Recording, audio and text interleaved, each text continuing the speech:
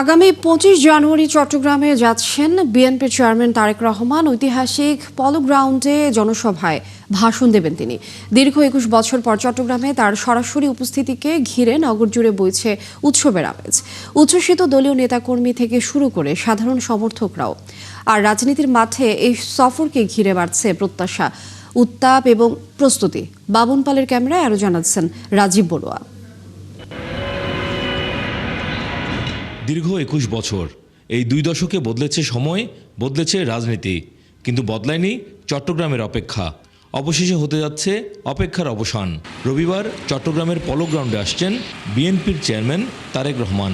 তাই নগর জুড়ে বইছে উৎসবের আমেজ।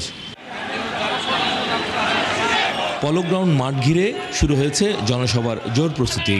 মাইকিং, ব্যানার আর ফেস্টুনে ছেয়ে গেছে নগরীর প্রধান সড়কগুলো। দলীয় নেতা কর্মীদের মাঝে ক্লিংকার বেশি থাকলে সিমেন্ট বেশি খাঁটি, আনোয়ার সিমেন্ট।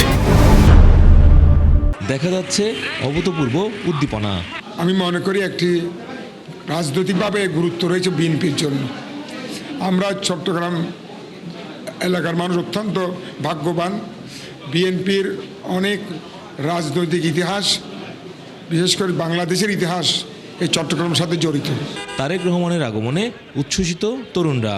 তারা বলছেন এই সফর তাদের জন্য নতুন আশা ও সাহসের নাম। তরুণেরা তাকে তার বক্তব্য শুনেছে অন্তত গত 18টি বছরে বিভিন্ন সময়ে।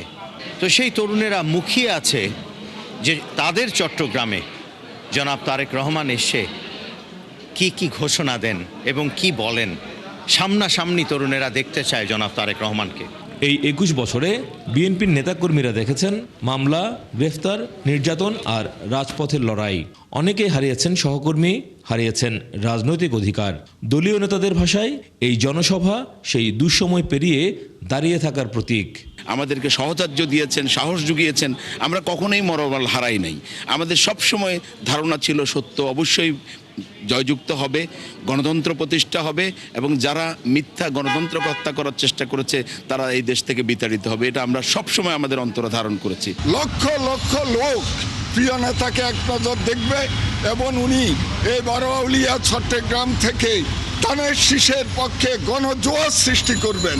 এদিকে তারেক রহমানের এই জনসভা জনসমুদ্রে পরিণত হবে প্রত্যাশা সিটি মেয়রের। চট্টগ্রাম পুলিশ বাহিনী যারা আছেন, এর বাইরে গোয়েন্দা সংস্থা এনএসআই, ডিজিএফআই, সিটিএসবি, তারা বিশেষভাবে এই সমাবেশটার দিকে নজর রাখছেন।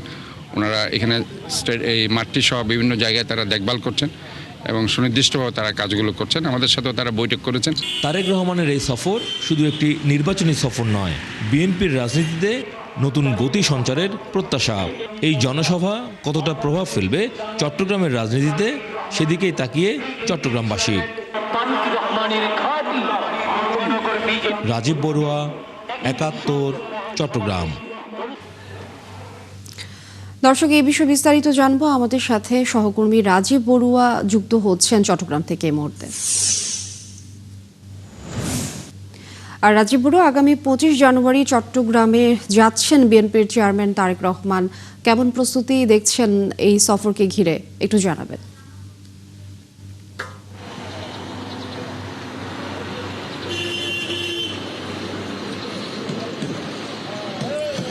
শুভ সকাল।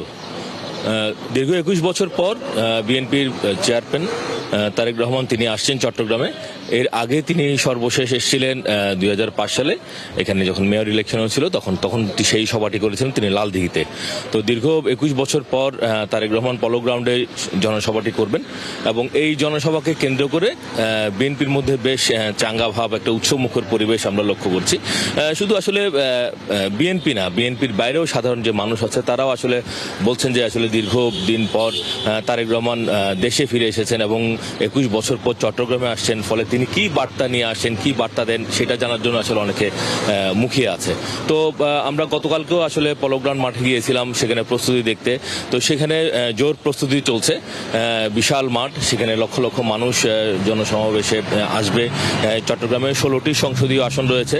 এর বাইরে কক্সবাজার, ফেনী, পার্বত্য অঞ্চলগুলো থেকে আসলে তার যে কর্মী সমর্থকরা আছে তারাও আসলে এই জনসভায় আসলে আসবেন। এবং এখানে মেয়র বলছেন যে যেহেতু প্রায় লক্ষ মানুষের জনসমাবেশ হবে, ফলে এটার নিরাপত্তা, এখানে লোকজন প্রবেশ করা এবং বের হওয়া, এই বিষয়গুলো আসলে তারা দেখছেন।